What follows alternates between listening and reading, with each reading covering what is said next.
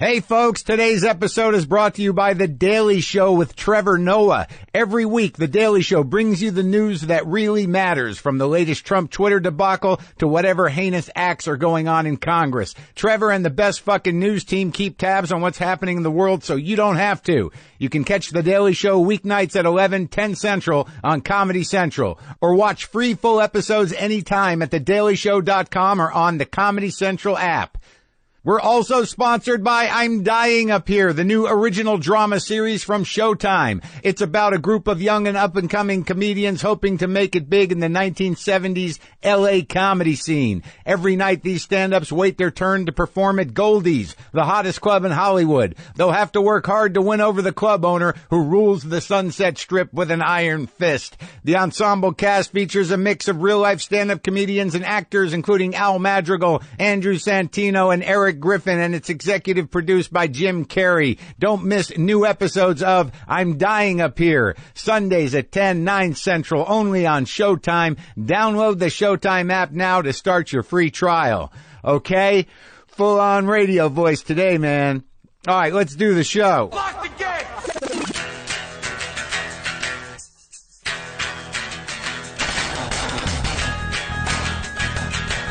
All right, let's do this. How are you, what the fuckers, what the fuck buddies, what the fucking ears, what the fuckocrats, what the fuck publicans?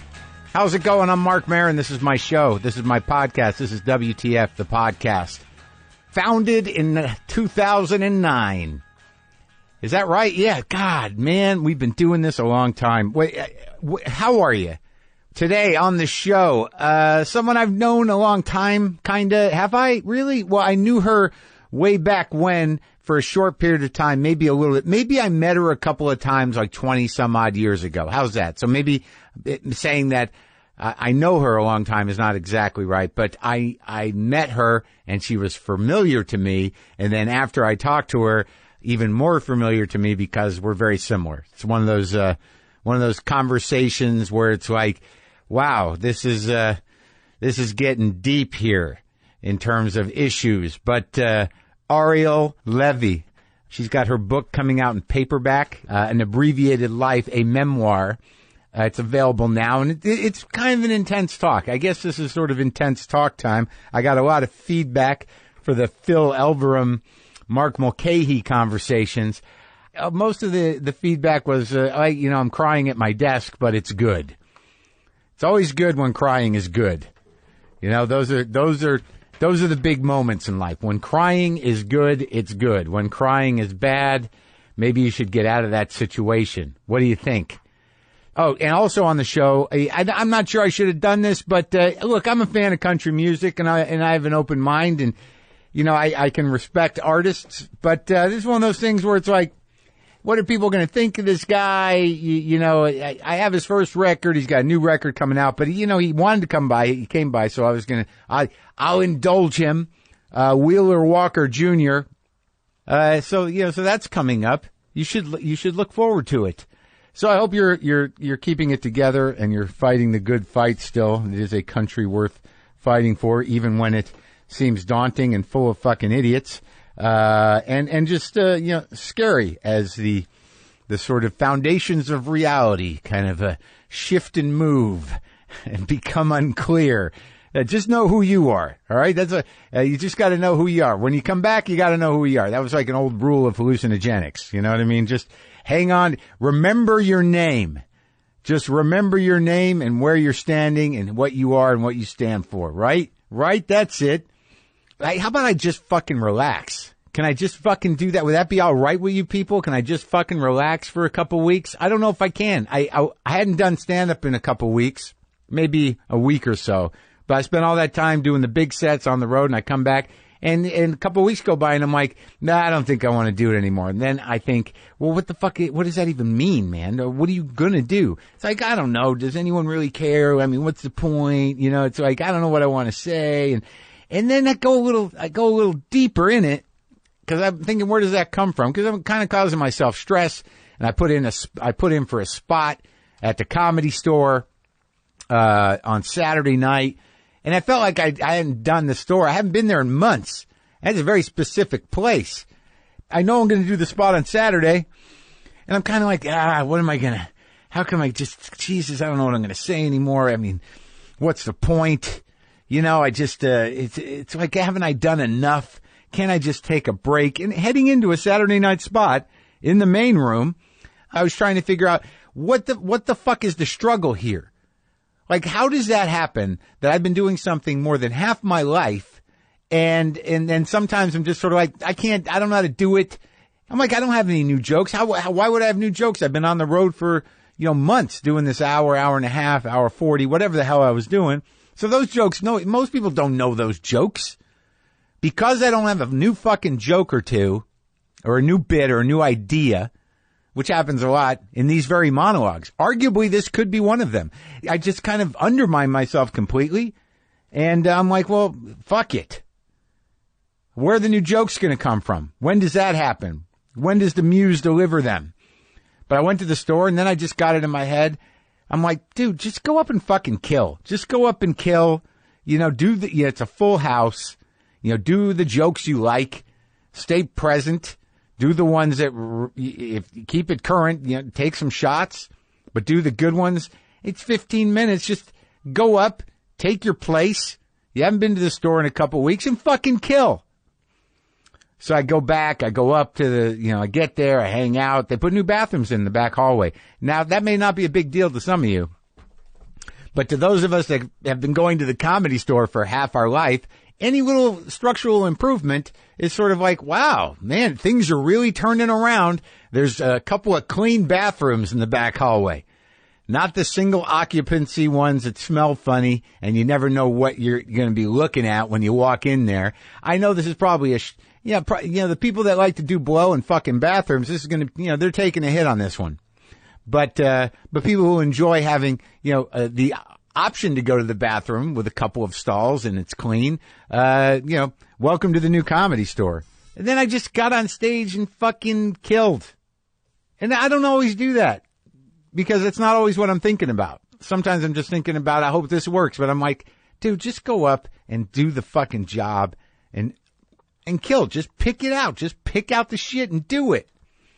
So in other words, I'm probably going to be doing comedy for a while longer.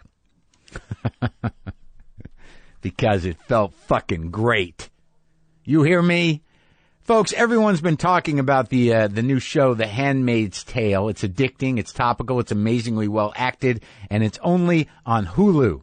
But did you know Hulu has a new look and experience? It's more personalized and intuitive, so you can create up to 6 personalized profiles, including a new kids mode. Watch everything from Hulu originals like Harlots and casual or current season TV like The Bachelorette and Family Guy. You'll get them the day after they air, people, along with full seasons of favorites like Fargo, Blackish, and Empire, all in one place. And now there's a new option to add live TV. This is really going to transform the way you experience TV, people. Hulu Live TV starts at $39.99 per month, which includes the limited commercials Hulu streaming plan. More than 50 live and on-demand channels, including national sports networks like ESPN, regional sports, news, and other major events. You can record live TV with Cloud DVR, store 50 to 200 hours of television on your account. Hulu is available on iOS, Android, the new Apple TV, Xbox One, and Chromecast, with more devices coming soon. Enjoy all your TV in one place with the brand new Hulu experience.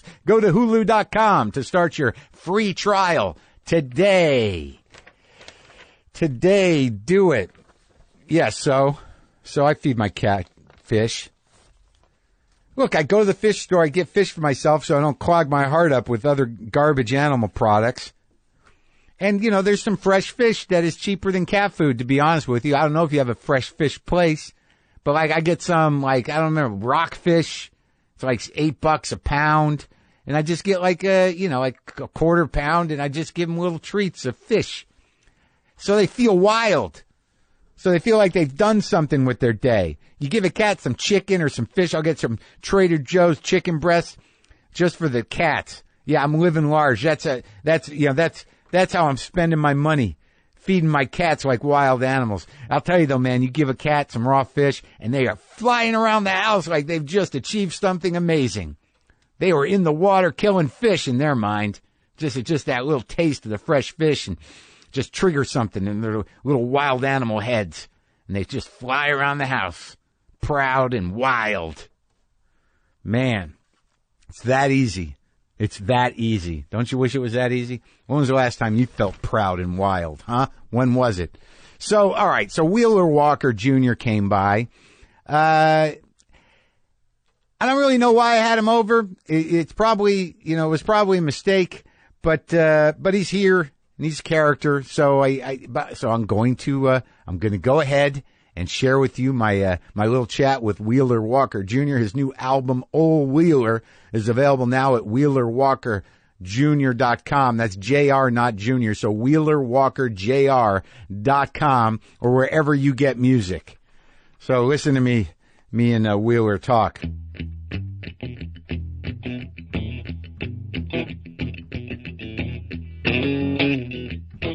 So, Wheeler, what is it with you guys? You can't take the hat off to wear the headphones? I mean, no, man. I gotta look. I gotta keep, Yeah, but no one's looking.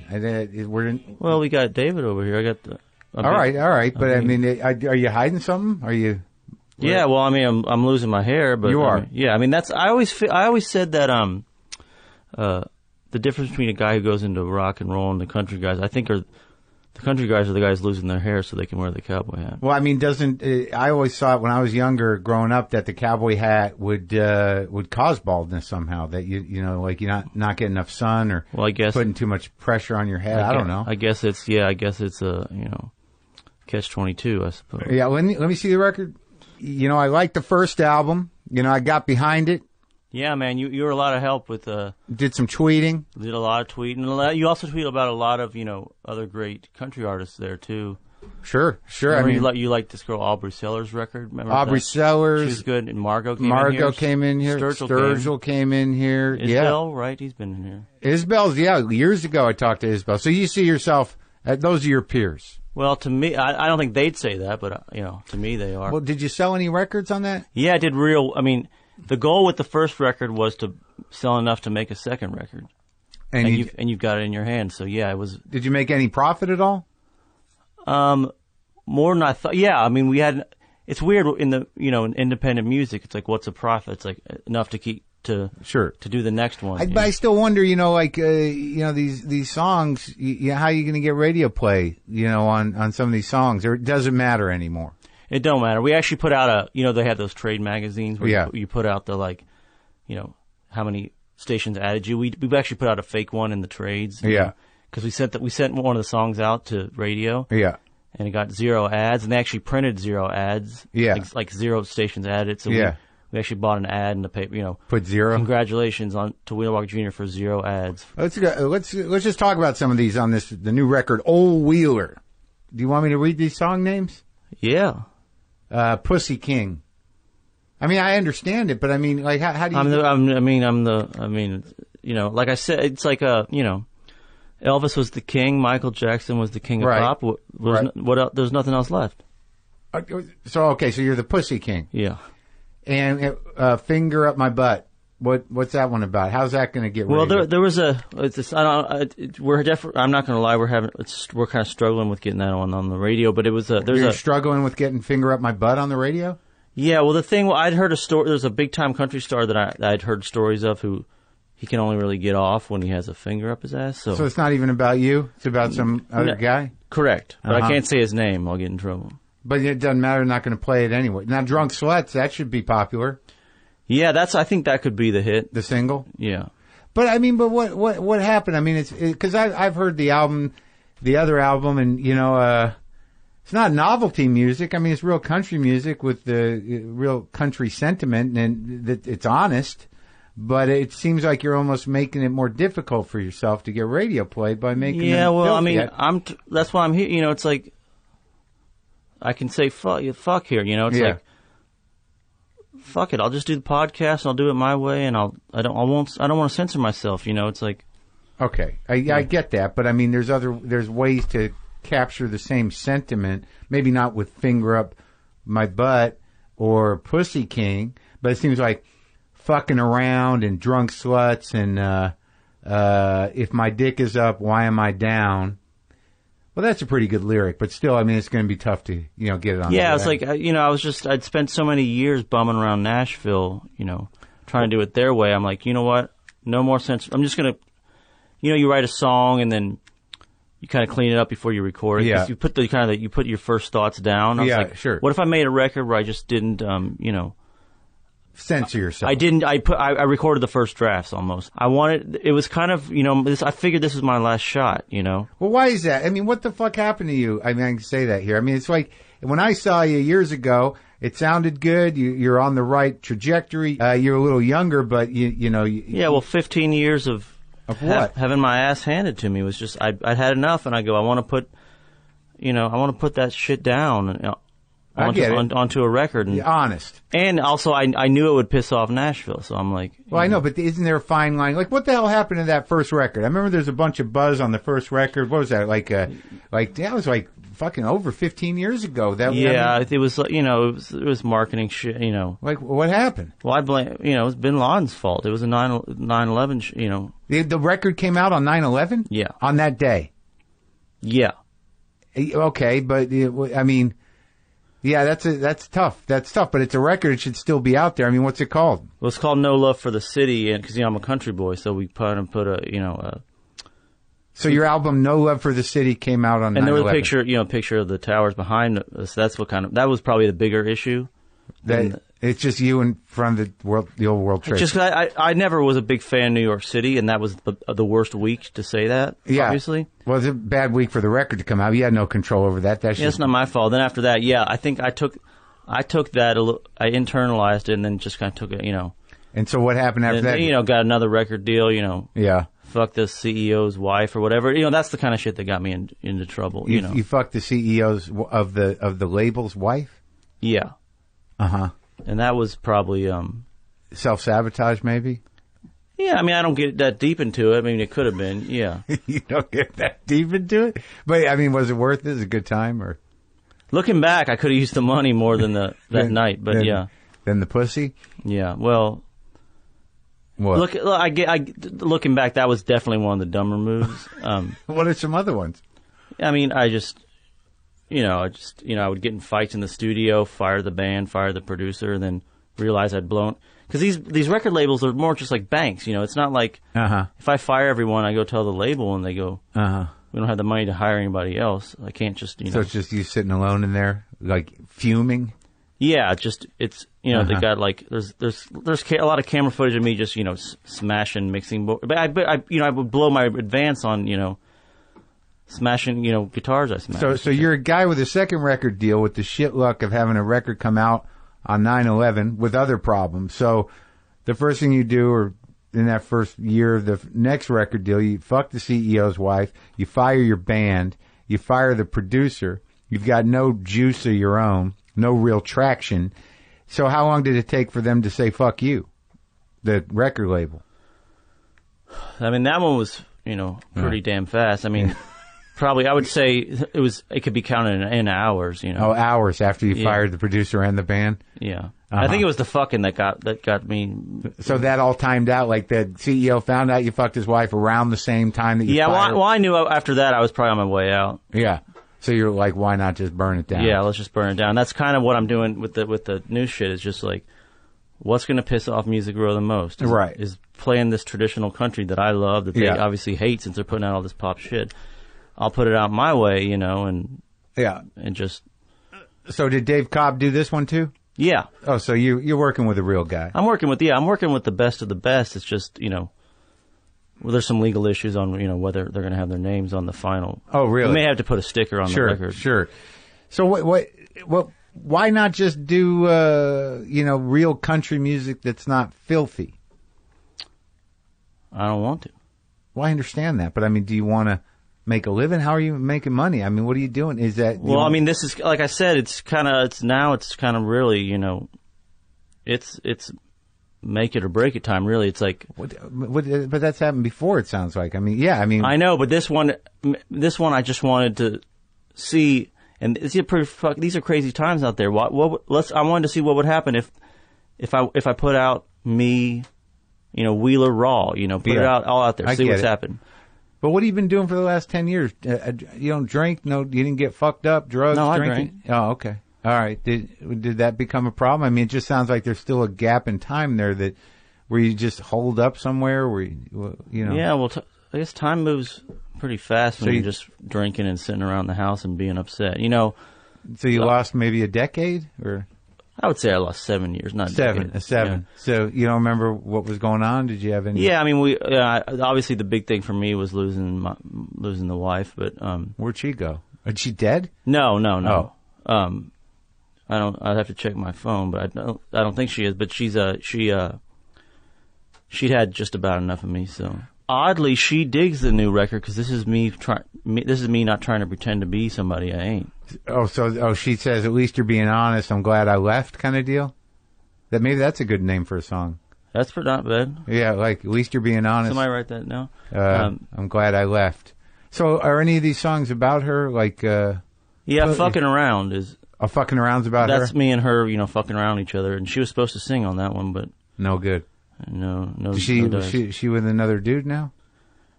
No, she better fucking not be. I mean, we'll get back together, I'm sure. Okay.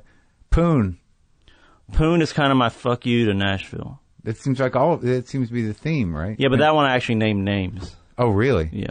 Like who? The artists I don't like. Oh, really? Like Florida Georgia Line, and I even mentioned Reba and Garth Brooks, just to try to start some shit. Yeah.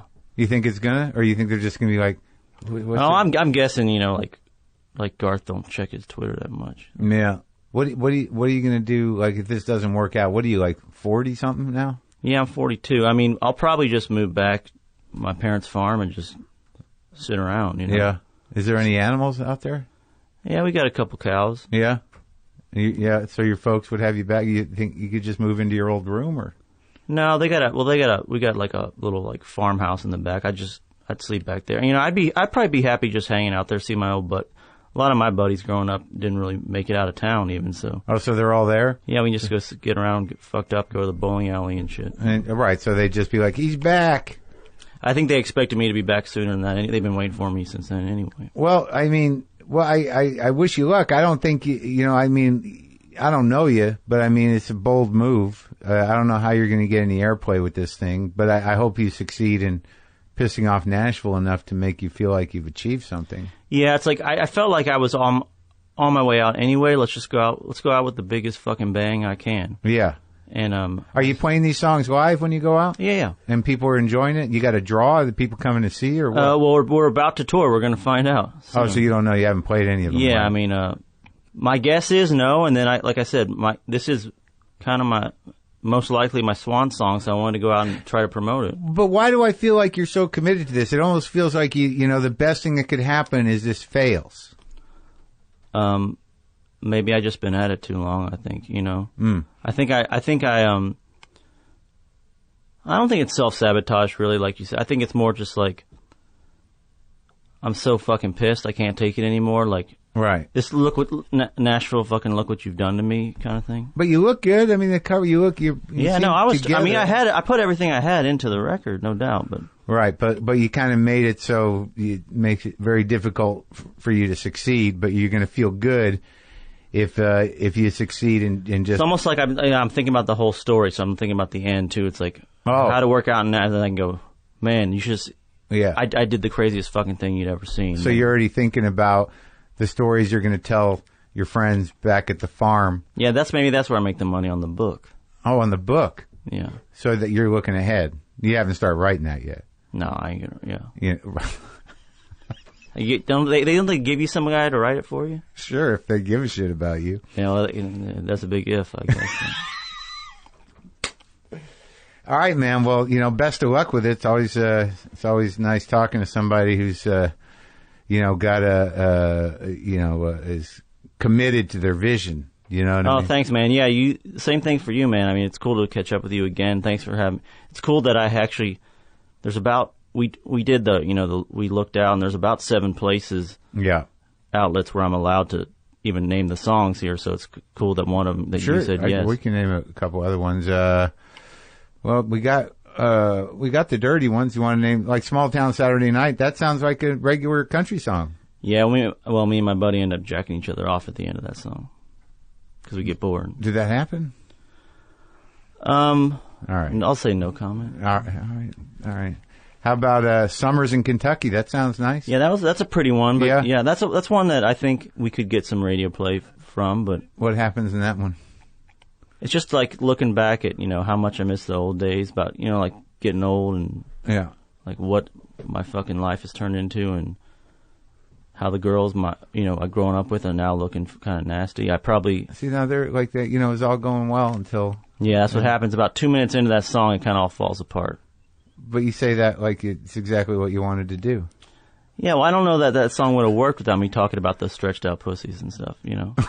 Yeah, I think that's... There's people who would argue with that, I'm sure. But. Well, no, a lot of songwriters I've talked to run into that problem. They're like, how do I... Yeah, you've had some of the biggest... Yeah. Keith Richards have that problem? He was here, right? He was here, but like usually they figure out another way to say it. Yeah. And I guess that's what makes you is the honesty. Yeah, I never claimed to be Keith Richards, but... you brought him up. I'm just saying that like I don't know that there's any Stone songs that outwardly say... What a stretched out pussy, but on some level. But yeah, I guess he's better at, they had some pretty edgy shit that they did. They did. So sure, yeah. I'm not as clever to figure out. I didn't want to do any innuendos. I didn't want to like. Right. It's like it's 2017. Enough with the fucking metaphors. Right. Yeah. Straight shooter. Yeah. Yeah. Maybe that should be the title of your next record. Straight shooter. They've probably already taken. Oh yeah, it's got to be right. Right. I don't know. We can Google it. Do you have a computer? Or Yeah, I got a phone. But, all right. Well, you can do it on straight shooter. That's a good fucking. Yeah. Can I just take that? Or? I would. I would just take it and not even research it. See what happens. It seems to be in your kind of your thing. Like fuck you. Yeah. I didn't know. Maybe that's another good title. Fuck you. I didn't know. You think about that one? Yeah, fuck you. I don't know why I'm pitching you titles. Yeah, fuck you. I didn't know you couldn't talk about pussies on the radio. Well, that's a little long for a title. But, yeah, But I know what you're saying. You know what I'm saying. I do. It's like, I want them to come to me, Yeah, sure. I want them to go, yeah. You know what, we'll bleep it ourselves, because I ain't sending it out. That's another good one. We'll bleep it ourselves. That's a good title for something. Yeah. Do you need to ride anywhere? Do you have a car? Or? Well, my piece of shit manager just took his cousin to Disneyland or something. So yeah, he'll be back. He said he'll be back in a little bit. Like what? Like how long? I'll just wait outside. What time? You're gonna wait out in front? Yeah, it's be 6 hours max. I got my guitar. I can work on some tunes. Out front? Yeah. Do you mind? No, it's all right. Just not in the yard. Like at the end of the drive. On the street. Well, the sidewalk's fine. All right, cool. I can give you a bottle of water too. I would appreciate that. All right, buddy. Well, thanks for talking. Of course, man. Thanks, dude. Thanks for having me, and everyone go out and buy the record.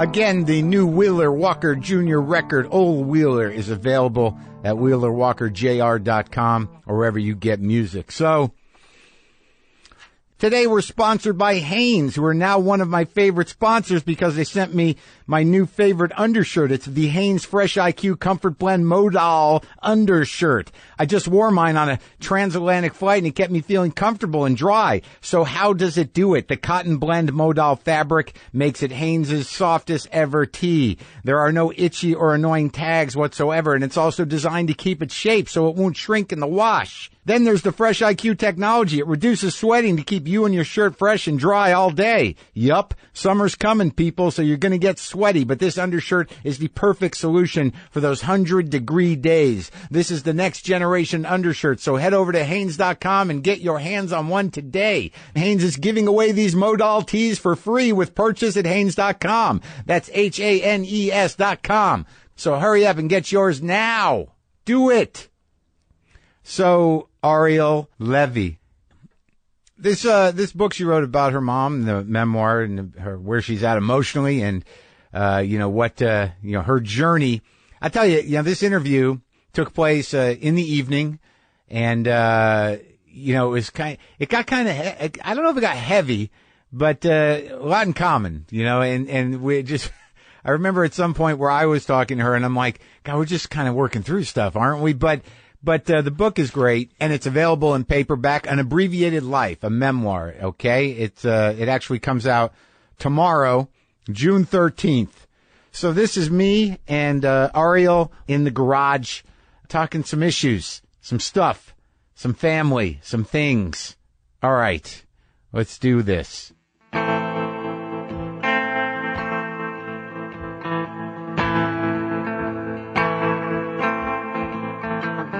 I remember you hanging around Luna Lounge. I remember it. I remember you, like when you sent the book that you're going to tell me about. Yeah. I was like, yeah, I do remember you. I don't know if you told me An Abbreviated Life. That's the name of your book. But I don't know if you, like, it was sent with, like, I know you. Do you remember me? Did you? No, I said you probably won't remember me. But, like, I do remember you. Why do I remember you? You were around. You must have been around. I was around. I wasn't in the foreground. Uh-huh. No, it was like Luna Lounge, right? Right. Mid-90s. Right. I don't know if I never asked you out or, like, I never... Because I was sort of... We didn't go out. That I not remember. even once. No. Not even for a dinner. Not No. for a coffee. No. Okay. But why were you hanging around comedy then? I was working at MTV. I was working on a comedy show. Yeah. At MTV. So I was with a lot of the comedy writers. Mm-hmm. You know, I was not really a part of it. I was more of an observer. Right. A regular. Yeah. And then I drifted away because I wasn't in the comedy scene. Well, what did you end up doing? Journalism. Like, how does that go? So in my that was in my early 30s. Really? The comedy thing?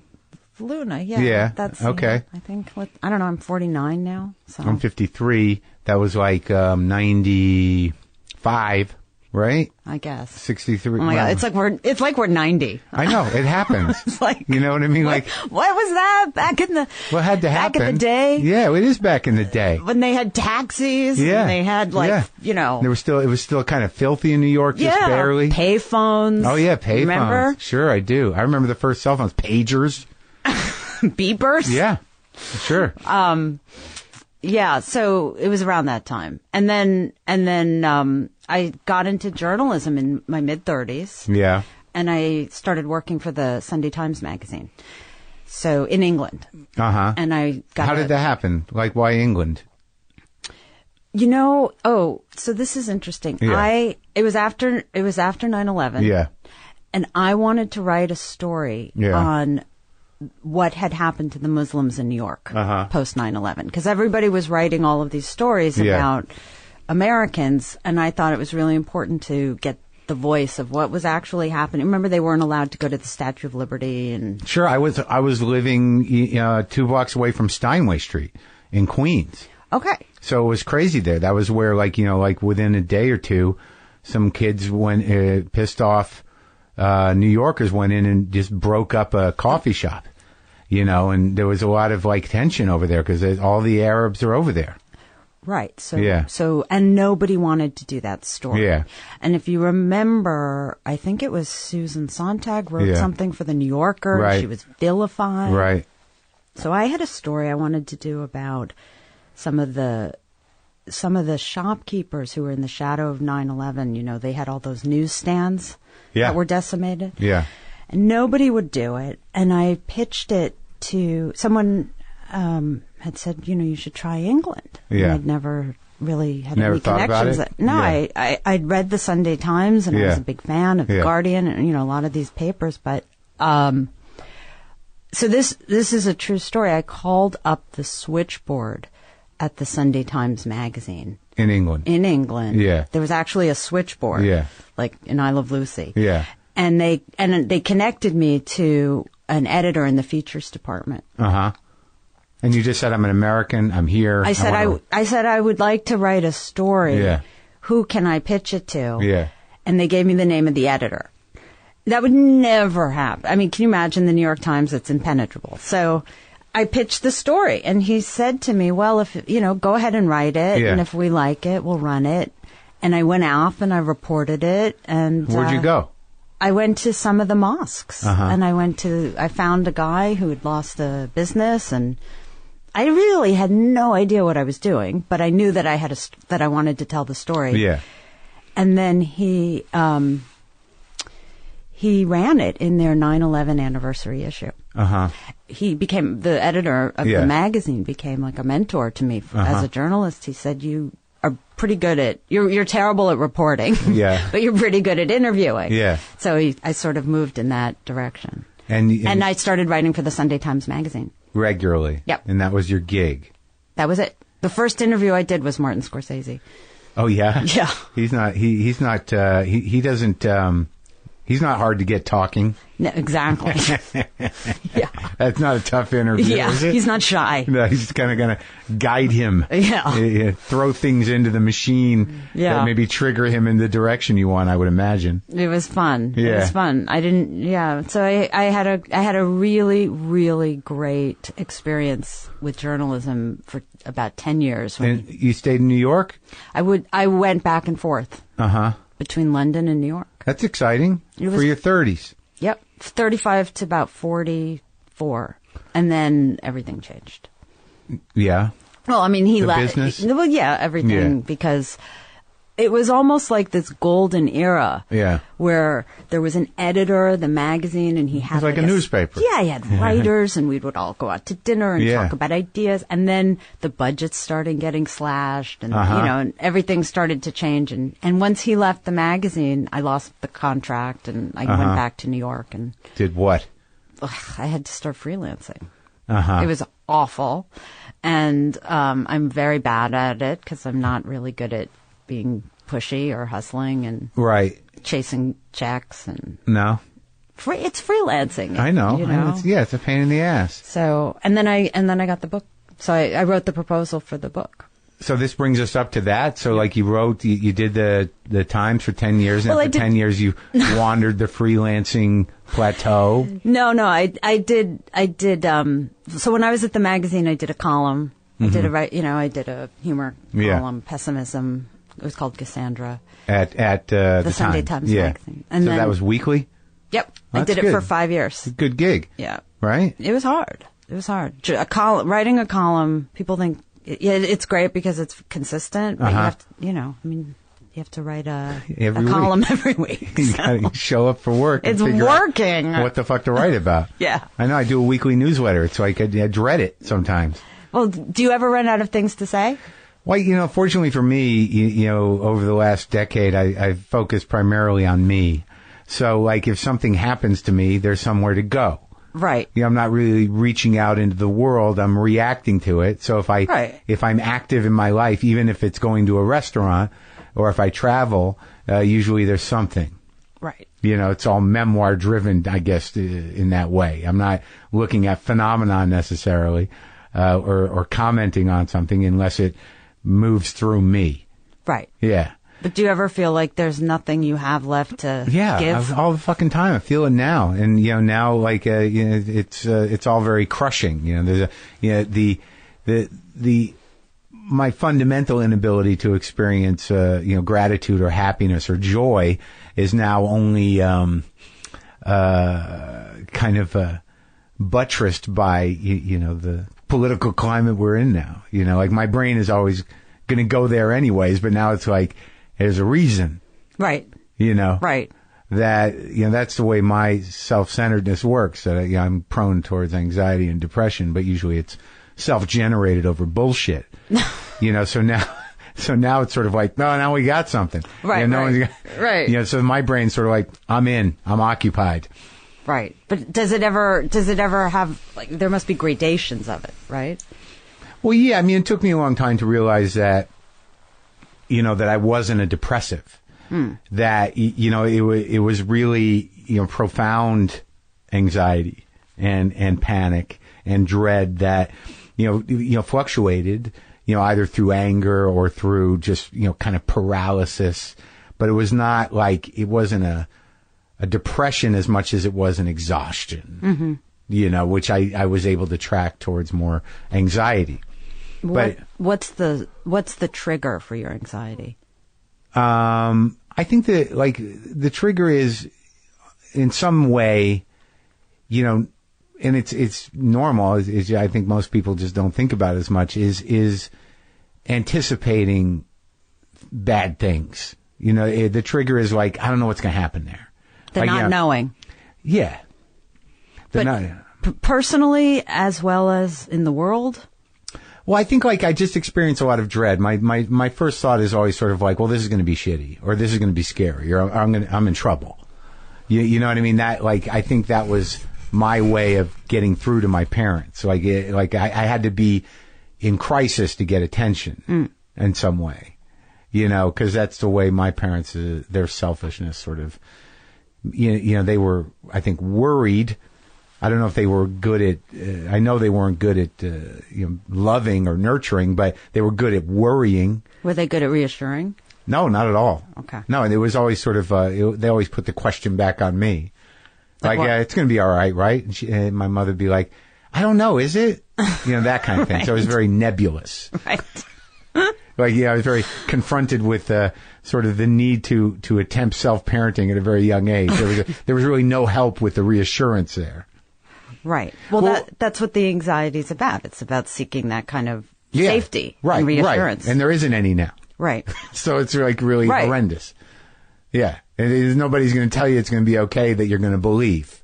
Right. Yeah. But in a way, it's also kind of freeing because we're all going to die. Well, we are going to die anyways. I just didn't think we'd all do it together. But then there's a kind of, what is that? Misery loves company? Yeah, well, that's a big problem. You got to, even before whatever's happening now happening, you got to keep moving. But, usually I was driven by compulsion or just whatever it was to keep moving. Right. But right at the point where I was like, I think I'm ready, I can ease up now because I've done okay. I've achieved some things. Then this happens. So now I'm like, well, now there's no possibility for joy or whatever. But, that's my brain. But from your book, which is really about, growing up with, profound aggressive narcissism. Fortunately, it seems like your mother ran the gamut of emotional, that there was an emotional spectrum there.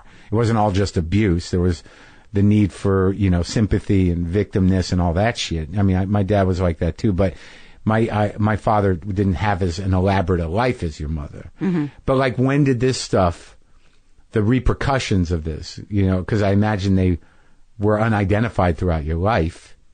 In terms of you felt a certain way, which wasn't good, but numb. Yeah. When did you start to track that as being pathological or an issue? You're working at MTV or whatever, you're a kid, you've got your own, we got our problems in our 20s and our 30s, but this was not unlike me, once you get the key in to tracking it to that directly to your how you were brought up, then, you start to look back and all of this shit. Right. Was because of this. When did that start happening? Oh gosh, there wasn't. It wasn't like it was one tectonic moment. It was, I think, a series of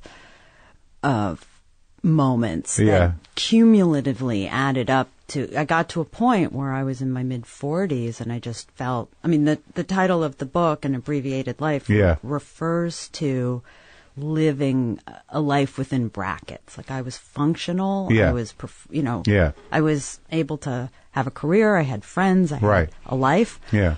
But on the inside, I never felt, I never had any feeling of safety. I never felt, the ground was always shifting beneath me. Right. And I had no center of gravity. So were you a drain on your friends? I'm pretty sure I was. I thankfully have very loyal friends. Right, because for me, I always had one or two that were just there. Yeah. And at the time, you don't really give them credit for knowing just how nutty you are. That's true. But clearly the good friends that you have know that. That's true. That's true. And most of my close friends are friends I've had all my life. Oh, yeah? Or, at least 20 years. Yeah. Oh, Martha Plimpton? Yes. She's an old childhood friend. Well, yeah, you grew up in all that crazy New York shit. Yeah. Yeah. That, the world that your mother comes from and that her mother came from, that sort of weird 1970s intelligentsia, theater, art, fashion, literature world was that was a big deal then. They dictated culture. Right. And you grew up in that. I did, yeah. Yeah. And it was almost like, and I wrote about this in the book, that bad behavior was excused. Right. You know, it was a very self-indulgent time. Right. So if you were an artist, you could get, you could get away with the kind of bad behavior. Yeah. That, to a certain extent, my mother got away with. Separate of how it was with her as a parent, I think that, that kind of indulgence was accepted. And it's very specific what you went through, but I don't think that having a bad behaving narcissistic parent is cultural. I mean, I think it happens at all tiers of families. Right. Yeah. But like your story is just like it takes place in, what a lot of us romanticize. Right. Which for me was really very unappealing. Oh, really? I wanted a very conventional home with a mother who was cutting crusts off the sandwiches. I wanted that. Did you have friends that had that? I did. Yeah. I did, yeah. And by the way, I would say to my mother, I wish you were more of a mommy. That's what I call her. Yeah. They don't like that. No, because she, of course, I was completely ungrateful for having her as a poet and an artist and a mother. So. Well, I always pushed back. That was, I think, the one thing that saved me in terms of, I always fought them.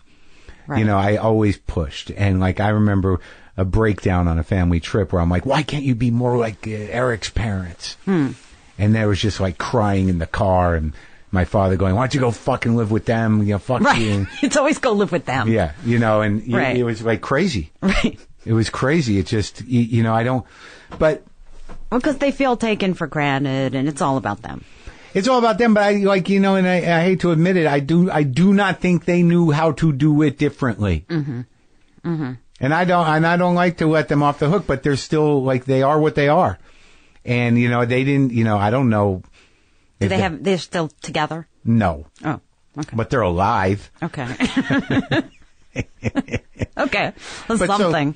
So you're okay. Right. So let's go back before we get into the core of it. So you're in your 40s. Yeah. And, you're starting to realize you feel you don't have any grounding, but you're a bit of a control freak, right? Definitely. Because you go either way. Kids of alcoholics or kids of narcissists or whatever the problem is. Either you do everything to manage your environment or you just become like them. Right. There's two ways to go. Right. Either you're a drunk or you're a person that would never drink and can't stand drunks. Right. Yeah. Or you're a person who would never drink but doesn't care to be around drunks. Mm-hmm. So a polite control freak. Right. Right. So you're a polite control freak? I would say that's correct. Not to be too specific. Uh-huh. Yeah. But your mother wasn't a drunk. She did drink, but right. that was the least of it. So what do you do in your 40s when you find that, I imagine if it wasn't a tectonic, is that the word you used? Yeah. Shift, it was a problem. I had gotten to a point where I felt I was so imprisoned by my past that I didn't want to be tyrannized by it anymore. And you still had a relationship with her at that point? I did, yeah. So you were tyrannized because you were constantly triggered by engaging with her? That's right.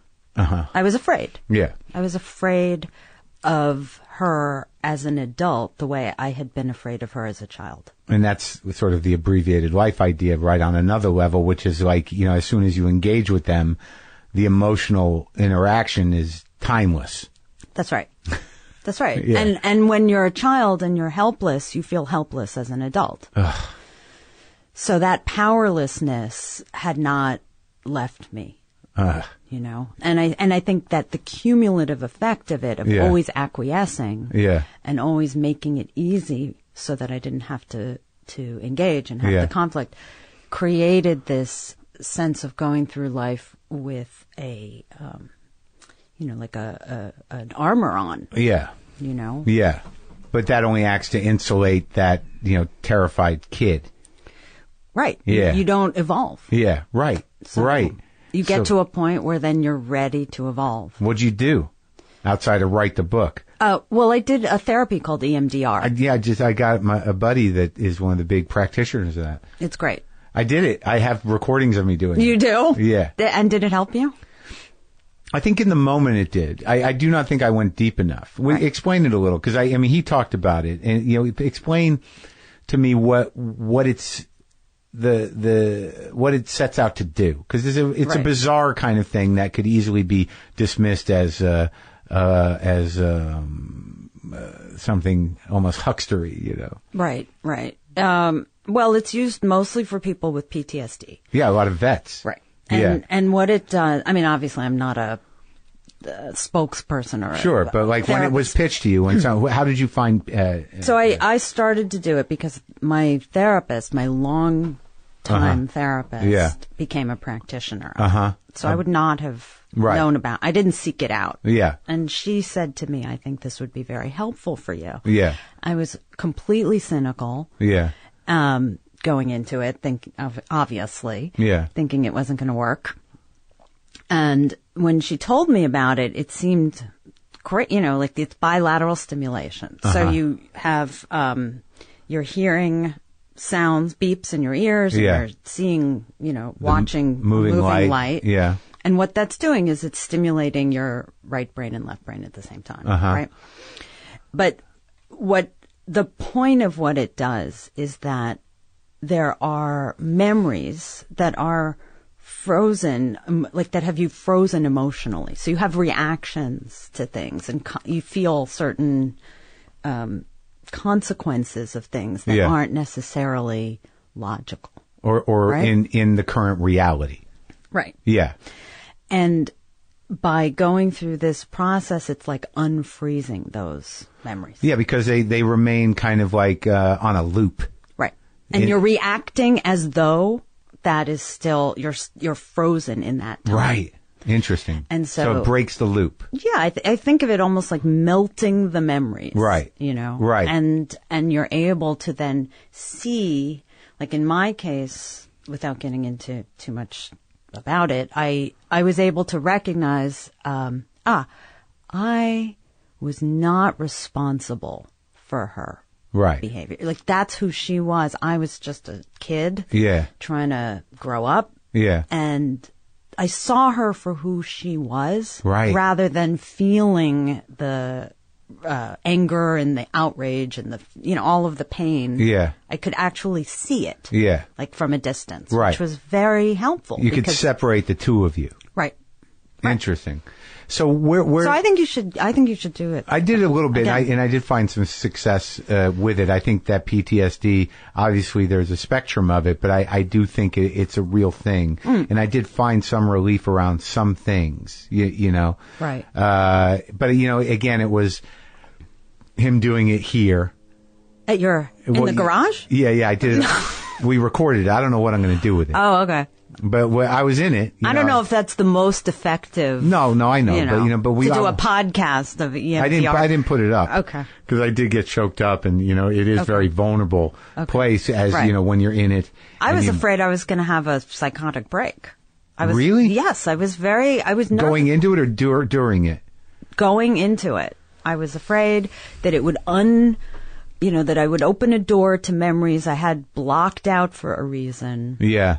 And I was scared. And I didn't, by the way. Of course, I had to play out the worst case scenario. Right, beforehand. To prepare yourself. Of course. I had to. Yeah. You have to. That's what you do. And then what happened was when you do a timeline of, it's hard to, I won't get into all the specifics, but I'm sure you understand. Like, you have to talk about ahead of time some of the stuff. The stuff. Around the trauma. Yeah. But in my case, it was sort of a chronic feeling of aloneness. Yeah. So how do you isolate that? You pick outstanding memories of that. Yeah. Times when I felt completely helpless. Yeah. And that helped. And was this before you wrote the book? Yeah. So when you were going through those things, were you like, this is going to go in the book? No. No, like this memory's going in. No. Because I think unlike you when you did your EMDR, I wasn't like thinking, oh, maybe I'll do something with this. I know, but did things come up that you hadn't really thought about in a long time? You mean memories? Yeah. Yeah, a lot of well, what was weird was that I found it wasn't the headline traumas that did the most damage. Oh, yeah? It was like little things, like a promise being broken or... Yeah. You know, right. something... No, yeah, I got those memories. Like just weird little moments of hurt. Exactly. Yeah. That were so profoundly disappointing. Yeah. That you wouldn't have, you don't walk around telling people like, oh, and then when I was 8 years old, she broke a promise to have dinner with me. It wasn't as though they were that significant. Yeah. But it came up that those very innocuous moments were actually very, painful. Yeah, because that pain of rejection or embarrassment. Invisibility. Yeah, well, that's a big one. See, that's one thing that I always did throughout my upbringing with selfish parents was I ranted and raved a lot. I demanded to be seen. Did they hear you? Yeah, sometimes. There were ways, my old man, they were sort of like, I think they were kind of taken aback that I was so cocky and so opinionated and so charismatic. So there was a default to it. I mean, my dad would be pretty brutal emotionally, and my mother somewhat detached, but I think that because of my charisma or intelligence or my desire to know things, they were kind of like, well, he seems like he's going to be all right. Mm-hmm. He seems to have his own thing. They were displaced as parents, and inside I was just being erased constantly. Right. Right. But so did they disavow your feelings? I don't know. It was it always became confusing. There was manipulation like you experienced, I think, but it was more sort of they were sort of detached. My father was very detached and my mother was very indecisive. There wasn't much discipline. There was no helping with the homework. There wasn't necessarily that much interest in what I was doing. In terms of feelings, if I was upset or sad, I think it embarrassed my mother somehow and she would laugh at me a lot. My father would, he was just very emotionally detached. So there wasn't any, you stink or you're terrible. Mm-hmm. There was a little bit of why can't you do better? Mm-hmm. What's the matter with you? But it wasn't, the competition, became more pronounced later. When I was a teenager, then it felt like I threatened him. I threatened the old man or I threatened her somehow. But where did it start with you? So you grew up wealthy, right? Upper East Side? Yeah, I mean, I had a very bohemian Well, that's right. I'm sorry. life. Wealthy's not right. You grew up New York arty. Yeah. And your mom was an artist. Yeah. Yeah. My mother was an artist and a great poet and a great writer. Known for it. Yep. Famous. As famous as a poet can be, right? Right. But she was tapped into relative. That. Yeah. Yeah. Sure, but at that time. There were a lot of people around who admired her as an artist. But I just picture that scene that I used to see on television in the 70s, you watch Dick Cavett or something. Yeah. And you'd see, Dick Cavett was great. Yeah. He's still alive. I know. Yeah. You see George Plimpton, Norman Mailer, Andy Warhol, this scene. Yeah. That really kind of was at the forefront of culture, even in stand-up to some degree in the late 70s, that New York, right. That world of that generation of bohemians were real rock stars. Right. And this is after, maybe during the Factory, right? Warhol? A little bit after, yeah. So we're heading into the 80s where everything is... No, it was in the 70s. Yeah. It's in the early 70s. And you're a kid. How old? I would say between 0 and 10. So 68 to 78. All right, so you're young. Yeah, and I was a kid. And it's crazy. What's going on? Who's coming over? What are you dealing with? Oh, well, there was raucous parties on weeknights, which was, very disturbing to me because there would be a lot of people there who I guess, you now as an adult would think was exciting. Right. Norman Mailer and Andy Warhol. And they were there. Yeah. At your apartment. But drinking, yelling. I was a kid who needed to sleep. Right. So I would come out of my bedroom. In your nightie? In my nightgown. Yeah. And open the door and shout into this crowd of crazy artists, like, can everybody please go home? I have to go to school tomorrow. I have to go to sleep. And my mother would say, after the belly dancer, or, come join the party. And Warhol's just standing there. He was detached and odd. And I mean, I wrote. They're smoking in there and they're drinking. They would come in my room, and I'm an only child. So I was really. To talk to you? To talk to me, to sit, to smoke, to get away from the crowd, to use my bathroom. Oh my God. It was just like smelly, alcohol, boozy, arty people. And I was like, I felt the only adult. At that time, really? And I was about 8 years old. And I think people would. Did you feel that, or are you putting that back into it? Did you feel like the only adult, or is that something? I don't think I had the intellectual capacity at that time to recognize it, but I think my constitution was, what the fuck is going on? Yeah. Why are these people behaving so inappropriately? Yeah, I'm a kid. Right. Like, I shouldn't be the one telling them to be quiet. Sure. In my head, that's what was going on. Then they probably thought you were a precocious, cute kid. Oh, look at her, the little square. Yeah, or they thought I was a brat. Oh, right. Like, oh, she's such a party pooper. Yeah. Right. Because they're all infantilized grown-ups. Right. Yeah. So I was like, the bratty kid who was telling everyone to go home. And then how did this, and then how'd your mother answer for this? What was the relationship? Well, my mother was very, she was like a kid herself, of course, so. Emotionally. Yeah, and she also, she loved entertaining and she loved being the center of attention. And so what would happen is, the next day, I was always negotiating for peace. Mm-hmm. I was like making her promise, please don't have dinner parties on weeknights. Can you just have them on the weekends? And then she would say, okay. And then they would come, the dinner parties would be on the week. There was no, consistency. Mm-hmm. And I would say to her the next day, something about, this is too much for me. I have to go to school. And she would say, what's the big deal?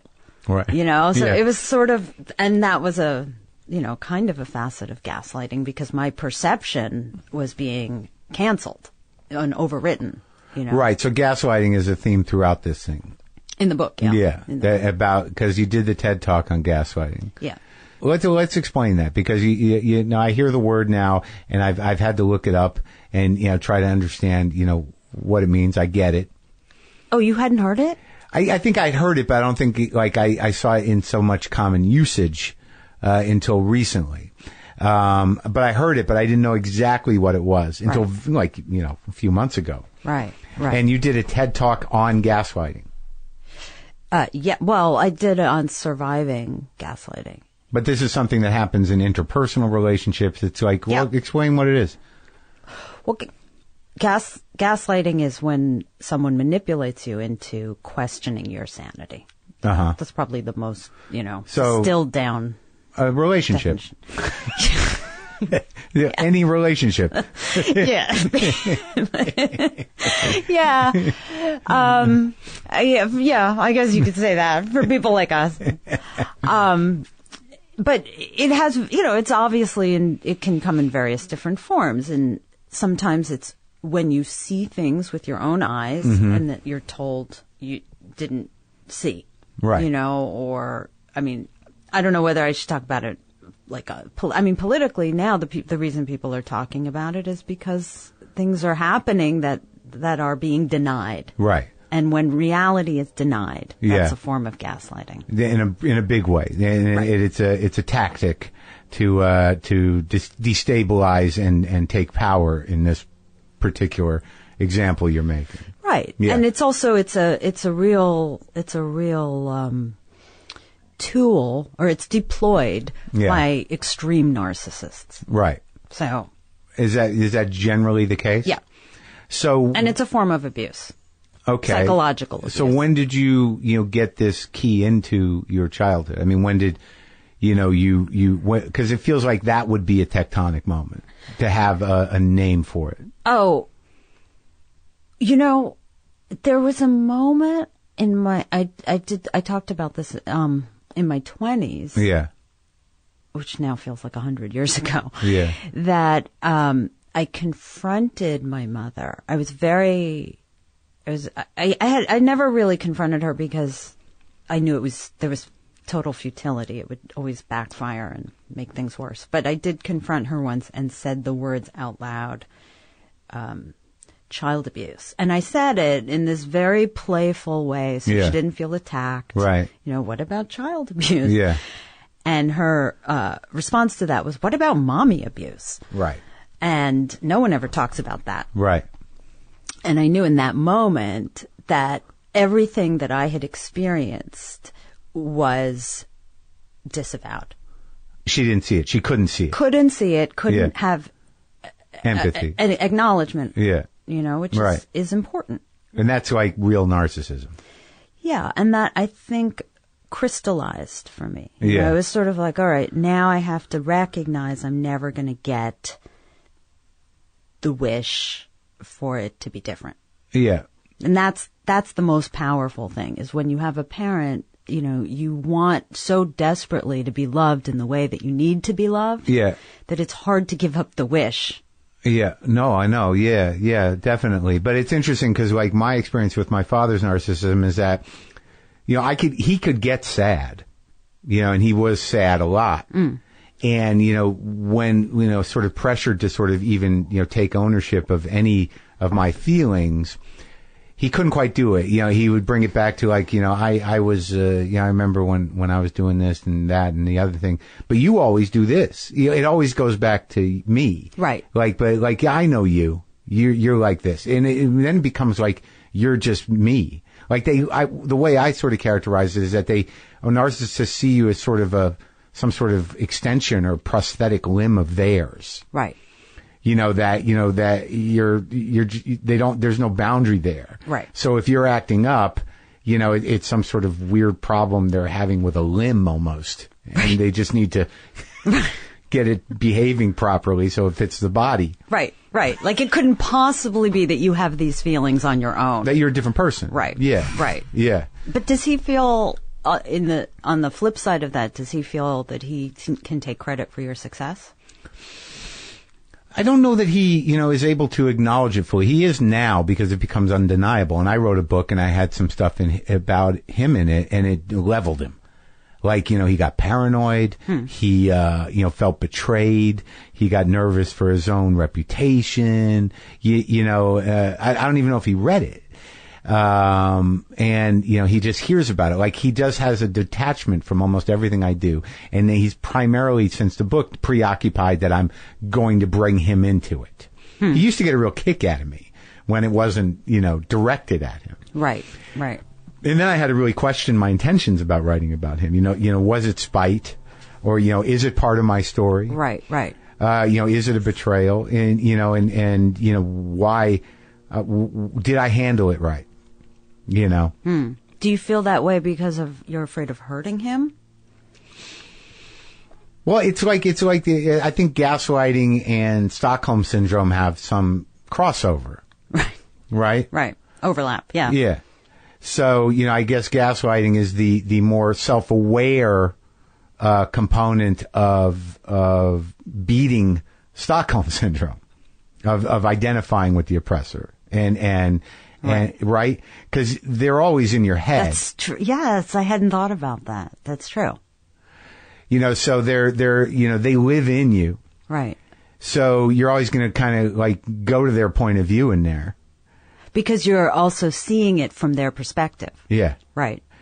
And so like, I don't know how I really felt. I felt like really what it comes down to is I felt like this was a radical way of establishing a boundary. And I did not regret that. Right. Right. No, I think that I felt that way too. I mean, when I for me, writing the book was because it was crossing a threshold. Mm-hmm.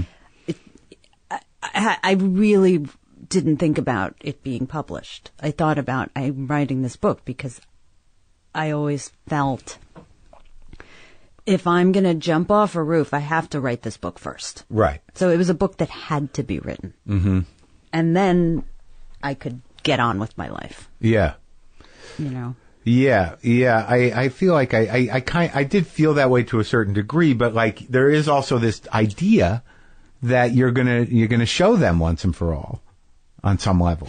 Yeah, I never had that. Because I think I knew that,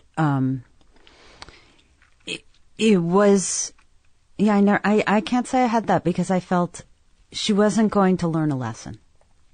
Do you know what I mean? Like, it wasn't going to get through to her. Right. And she is who she is, and she is the way she is, and the only thing I could do was look out for myself. But you didn't think it was going to hurt her? Everything hurts her.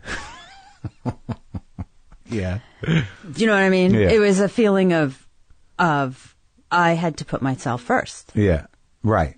So, and I think that in some ways, the feeling, I mean, this is a bigger conversation about memoir in general, but I think that you're always betraying someone when you tell the truth. Yeah. Right? And right. You have to decide, in my case, I had managed her feelings for so long that I really had, and maybe this answers it's a circuitous way of getting back to your question, but I think I learned I had to put myself first. Right. And that was okay. Yeah. That it was protecting myself. It wasn't being self-centered. Right. It was allowing you to maybe, grow that scared kid up, to integrate your body. Right. You know what I mean? Yeah. Like, how am I going to find the space if this woman lives in my head? Right. Right. Or that if I'm always thinking of how do I get what I need by managing what she needs first? Uh-huh. Yeah. Like if she's okay, I'm okay. Uh-huh. So and that's how I grew up as a kid. Like I really had to make sure she was calm, because when she was calm, then I could be calm. Right. Well, that's the weird thing. But you don't talk to her now? At the moment, no. For how long? It's been about, I guess, I don't know, but I can't, 3 years. I don't know. We had one conversation before the book came out. Mm-hmm. So. Yeah, because I've gone through periods with him where I don't talk to him, and if I'm vulnerable, I try not to engage with him. But I'm still the guy, unlike my brother, who continues to resent him. Like, I engage with this fucking guy. I deal with him. And are you close to your brother? Yeah.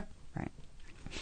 And I get it, but I still try to navigate him. What would happen if you didn't? Well, it's just like what I notice is like, I don't that much, but I do need to, because I've had some success in my life, and and he, kind of blew his, that, there is like years previous, I would be like, well, it's not my problem.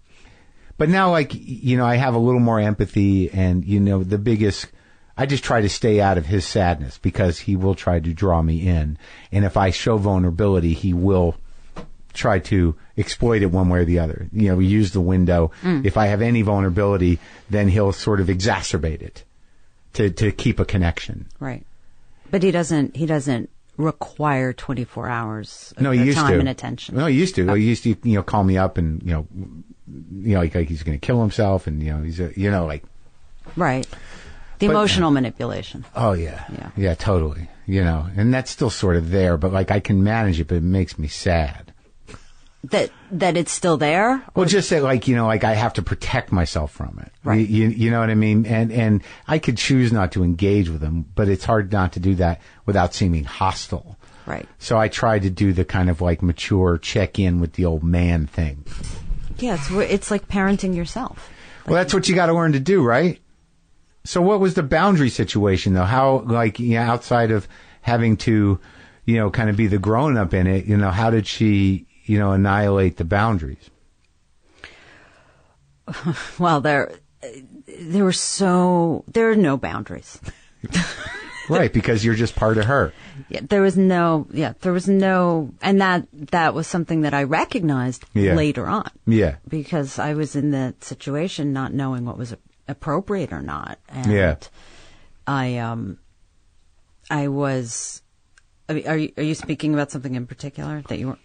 Well, I mean, the parts that, I read or that you talked about a little bit elsewhere were, these weird games and these, Oh, the being born. Yeah. Right. That's profoundly disturbing. Yeah.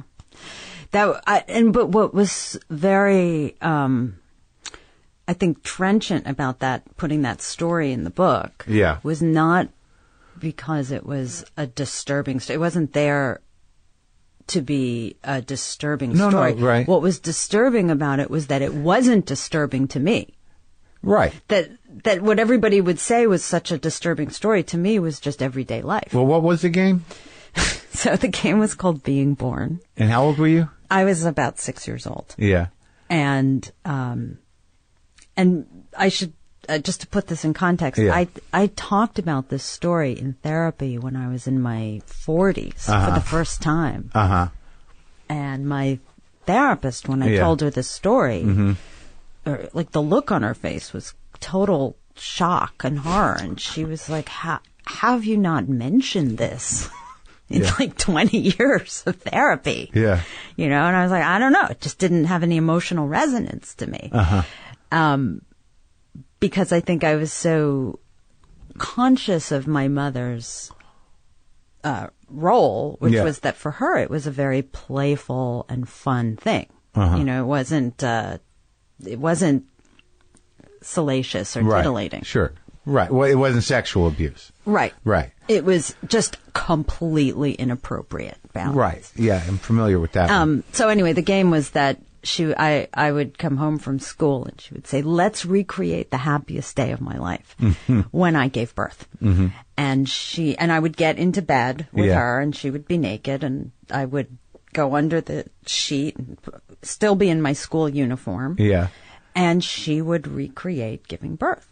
And you'd pop out? And she would, do the heaves and the sighs and on the count of 3, pop, and then I would come out of the sheet, and she would, rock me in her arms like I was an infant and kiss me, and then that was probably the only time she felt like she had complete control over you. I think for her it was really just a fun game, and and you played it a lot. Well, for me, it was an opportunity to have my mother's attention, right, which was huge. Yeah. And we played, one day she played actually with a friend of mine who came over. And then that friend wasn't ever allowed to come over again. Why? Well, she probably went home and said, Oh, you mean from her end? Yeah. Right. Her mother was probably like, what did you do at Ariel's house? Yeah.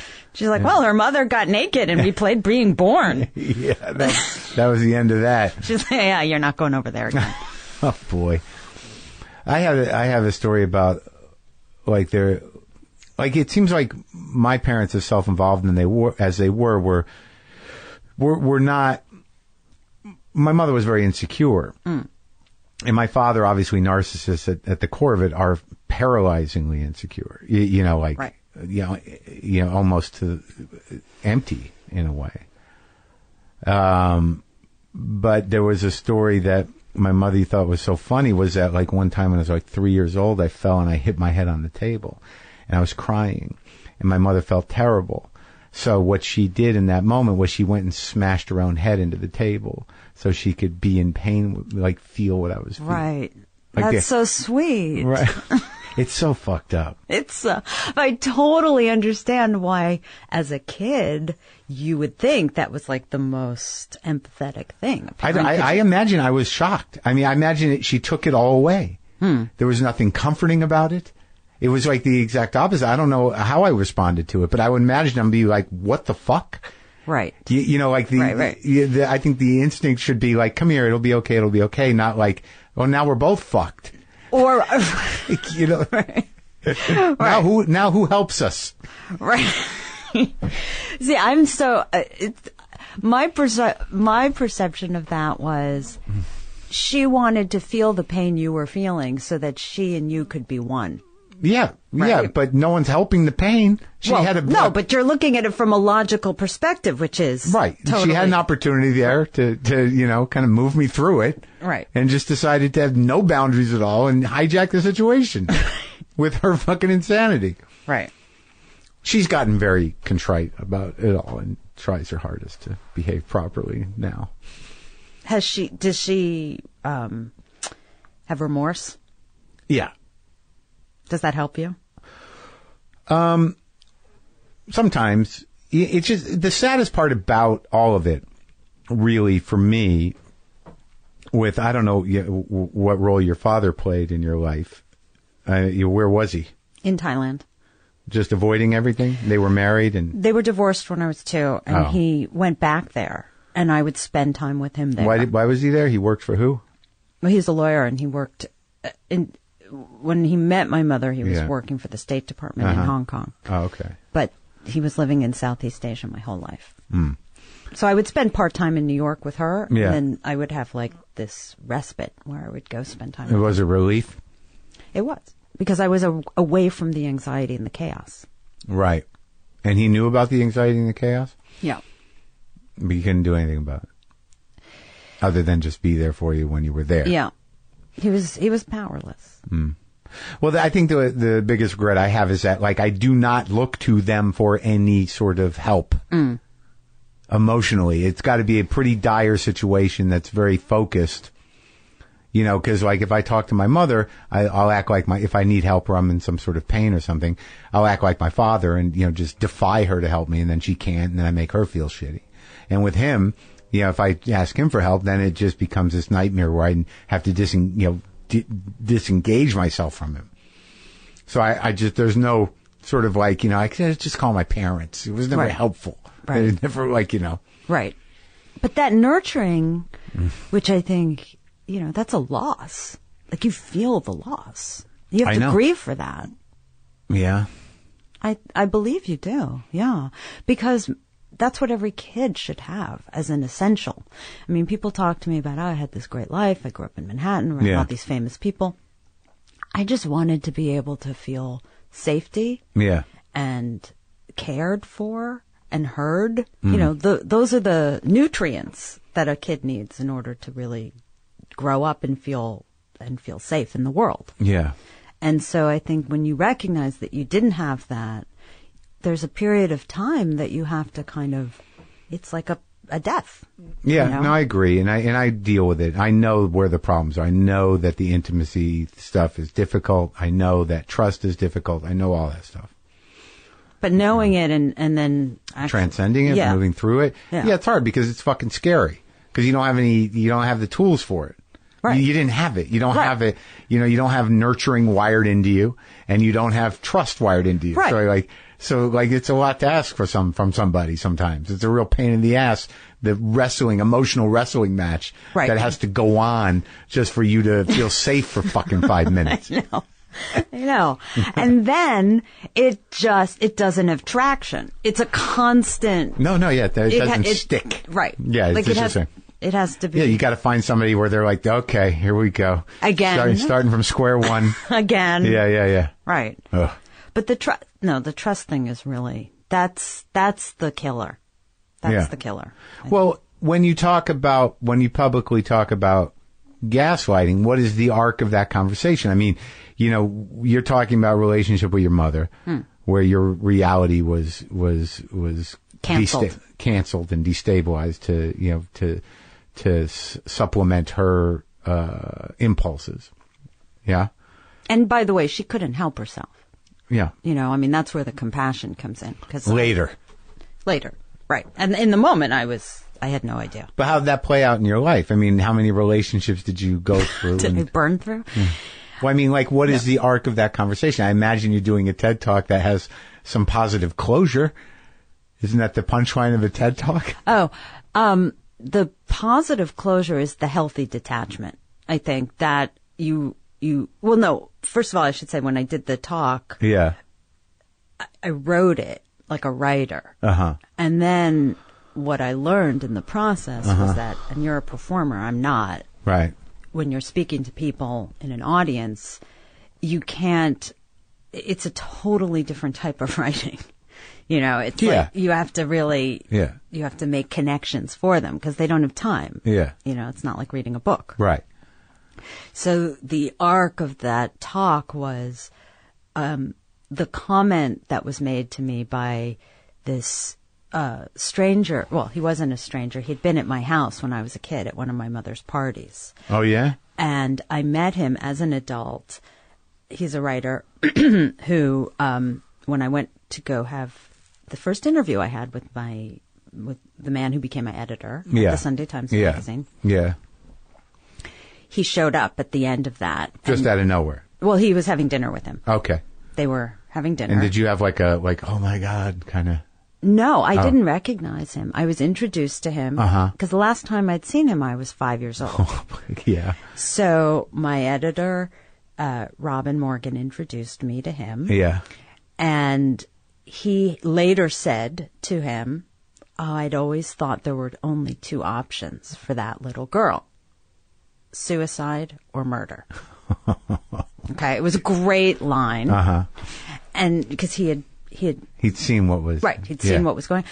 And when I was told that he said that, I felt such validation because it was an observer who'd seen, what I'd been living through. So in the talk, I go into how, this was the situation with gaslighting, but then at the end I said there were three options. There was writing a book. Right. So that was the third option. Right. Suicide, murder, or creative expression. Yeah. Okay. And that's, I think, what saved me and what saves all of us who have such anger and turmoil that we live with from our childhood. It's being able to express yourself and tell your story that gets you through it. And also is a tremendous help to others. I think so, because... Absolutely. It makes people feel less alone. Right. People suffer with this shit and they don't know what to do with it. And, they don't know how to identify it. And they don't know, that this might be why they're having the problems they're having. And sometimes it's a key, a window in, a door. Right. Yeah.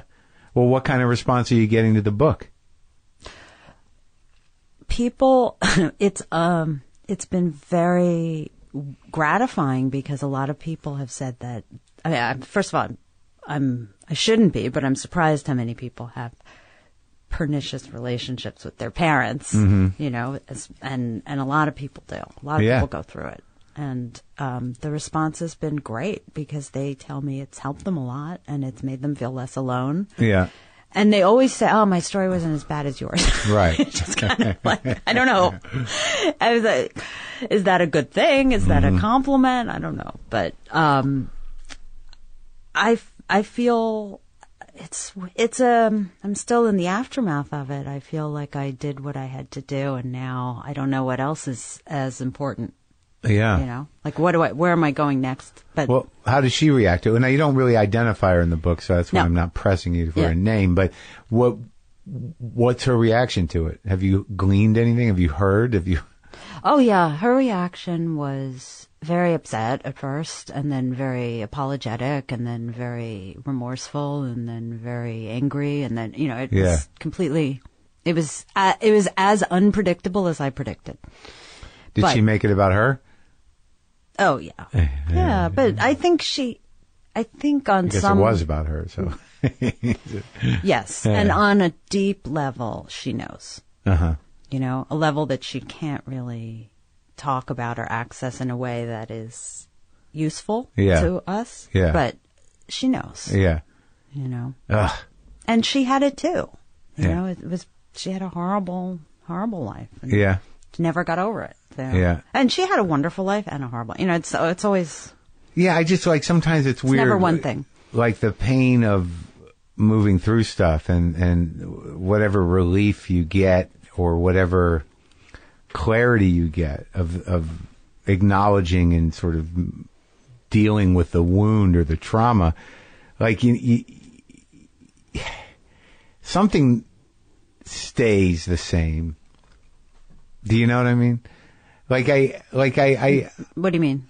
Well, I know a lot about myself and I know a lot of people go through things, but a lot of times you open all this stuff up and there's a relief to it. But once you really identify and own yourself, especially at the age that I'm at or you're at, you really get this moment where you're like, okay, so what do I want to do with my life? Right. Totally. Totally. Like, okay, that's done. I figured that out. So now let's start living. Right. It's such a part of your identity. Right. I guess that's And then it's an identity crisis. Yeah.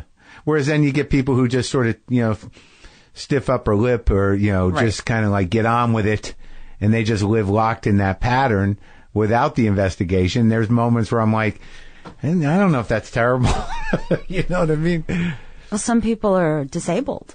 I mean, emotionally disabled. Yes. And I guess the real problem with that, and like something I see, my brother struggling with, is that on some level, the responsibility, if you are able to have empathy or be a little bit of selflessness, is that, your responsibility is to stop the cycle.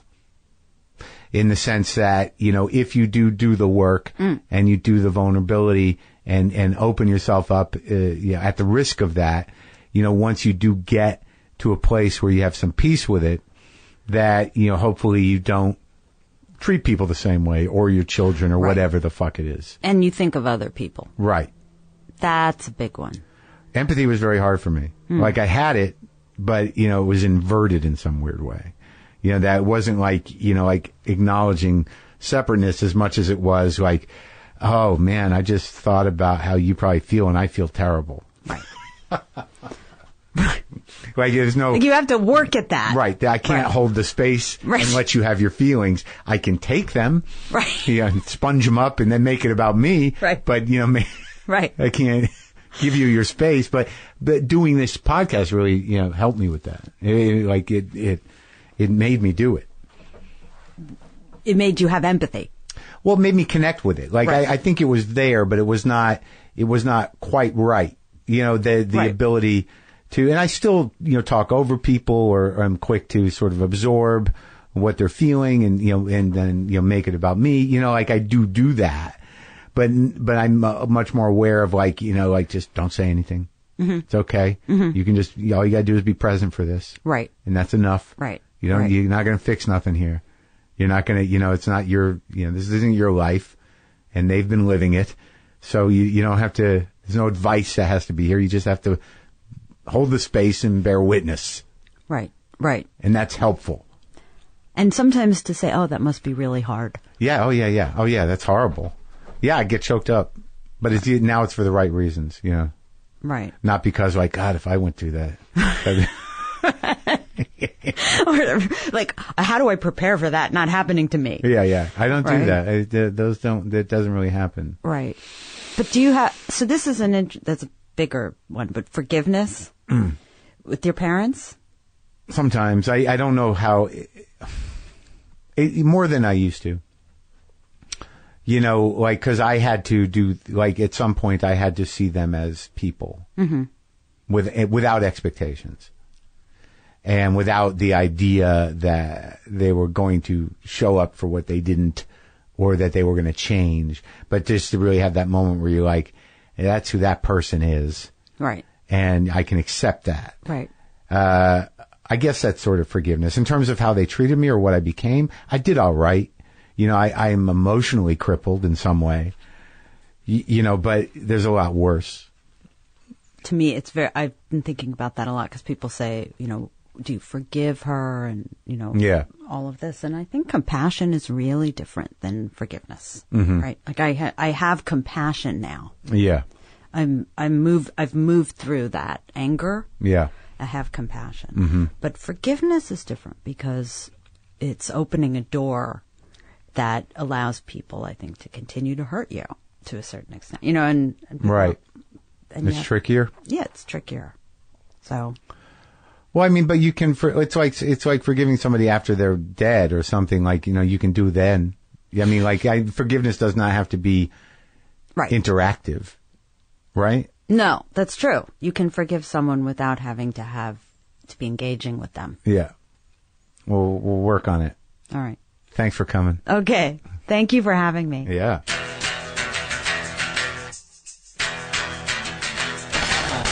So that was heavy.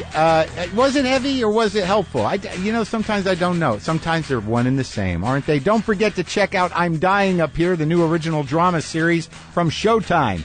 follow a group of young, up-and-coming comedians trying to make it big in the 1970s L.A. comedy scene. They're looking to get noticed at the hottest club in Hollywood, and they'll have to win over club owner Goldie, who rules the Sunset Strip with an iron fist.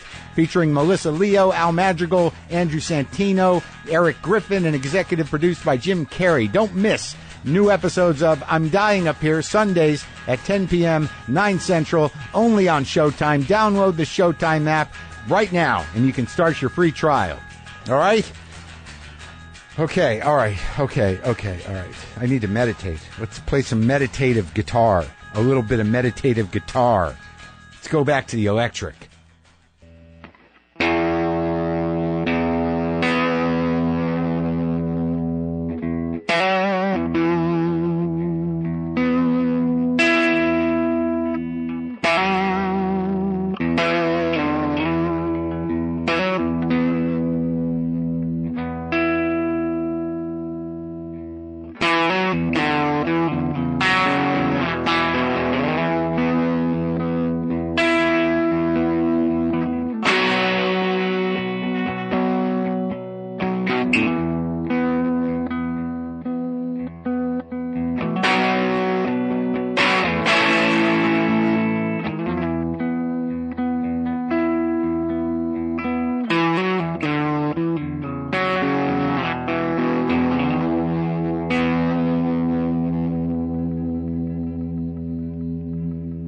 Boomer Live!